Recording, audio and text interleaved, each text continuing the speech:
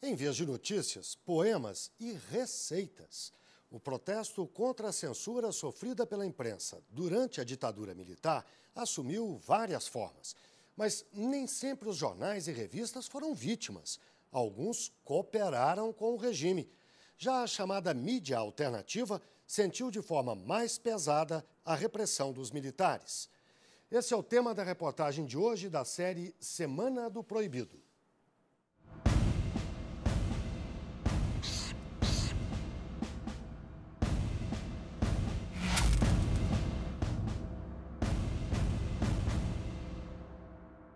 Todos os jornais apoiaram o regime, menos a Última Hora, que foi obrigada a capitular. A imprensa toda participou desse conluio. Se um jornal tivesse quebrado esse conluio, mudaria, mas faltou coragem para algum deles, né?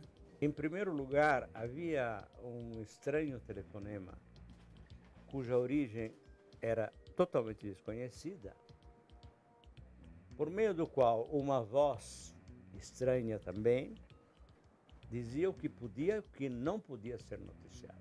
Sancionada em 1967, a Lei de Imprensa já previa a censura de jornais em alguns casos. A intenção de amordaçar a mídia ficou mais clara no ano seguinte, em dezembro, quando foi decretado o Ato Institucional número 5. Ele permitia a suspensão de direitos políticos de qualquer pessoa.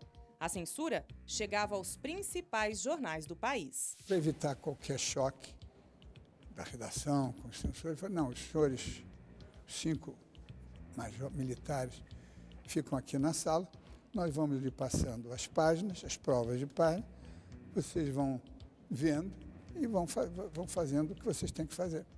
Fizemos uma série de, eu chamaria de traquinagens, né?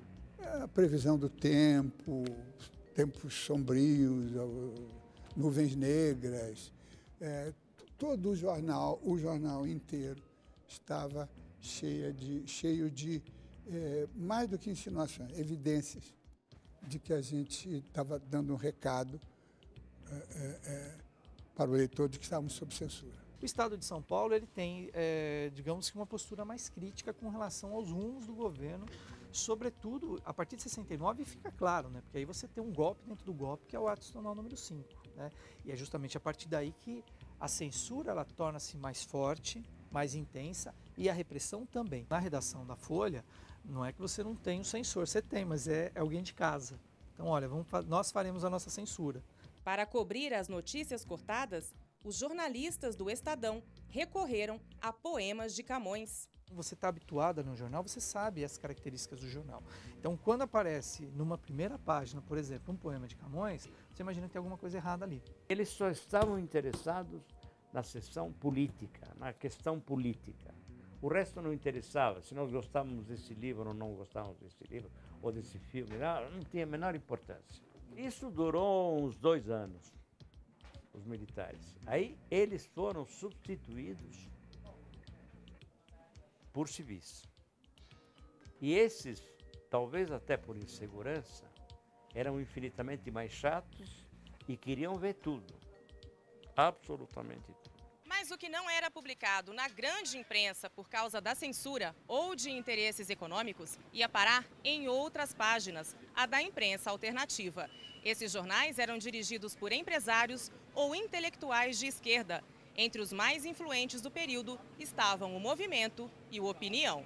O jornal Opinião, ele, quando já começou censurado, ele funcionava no Rio de Janeiro.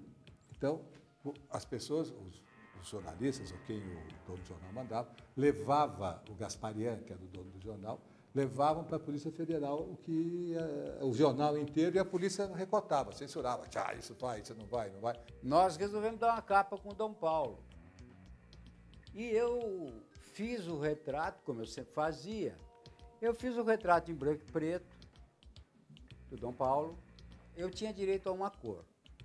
Só que o censor, quando viu o cardeal sair vermelho da máquina, ele se enfureceu. Ele já saiu me batendo, porque se sentiu traído. Também no Rio de Janeiro, o jornal Pasquim era outro que desafiava a censura com bom humor. O jornal era censurado por um general que ficava na praia de Ipanema esperando eles levarem. E o general dizia assim: "Ei, essas piadas que vocês estão contando são muito ruins, vou mandar umas piadas minhas para você." Jamais diria que a ditadura tratou o Pasquim diferente. O general que lidava com o Pasquim tinha sua maneira carioca de fazê-lo. A censura passou para Brasília. Ia para Brasília. Agora, mas a gente se vingava. Uma vez o Sérgio Augusto fez assim: estávamos aqui sentados na piscina do Alberto Reis, com Dina Sfati, com Leila Diniz, com não sei mais quem, com não sei o quê, todas com seus lindos biquínis, no domingo de sol. E ficamos pensando, quem é o cara mais infeliz do mundo? É aquele cara que fica sentado no gabinete, cortando essas coisas que a gente cria e faz, coitado. Aí para poder o cara cortar. O cara não cortou. Esse é o logotipo do movimento, que diz assim, dirigido por um conselho eleito pela redação, feito com o trabalho e o dinheiro de mais de 300 pessoas, entre as quais mais de 100 jornalistas, nasce um jornal democrático. Eu mesmo, na época, eu era repórter da Folha de São Paulo, eu contribuía com o jornal Movimento, com dinheiro para que ele conseguisse se manter. E assim existiam várias rodinhas que também davam sua contribuição para o jornal existir. Tinha a Declaração de Independência dos Estados Unidos, que diz a certa altura que é o seguinte, não me lembro os termos exatos, mas é algo assim: o direito do povo se sublevar em armas contra a tirania. Aí ele sugeriu que a gente mandasse isso para a censura também, para publicar a Declaração de Independência americana. E a censura vetou a Declaração de Independência dos Estados Unidos. E aí, o que nós fizemos? Mandamos para o mundo inteiro. Com o início do processo de abertura política e o fim da censura à imprensa, a partir de 1975, o jornal Movimento continuou a ter dificuldades até que deixou de circular em novembro de 81. Você faz um jornal de oposição, você já tem uma dificuldade enorme com gráfica, com impressão e com distribuição. Depois ainda tem ameaças a jornaleiros, quer dizer, que se recusam a ter a publicação. Os recursos para pagamento de gráfica tinham que vir do jornaleiro, porque não vinham de anunciantes, né? Então esse era o terceiro e mais perverso tipo de censura.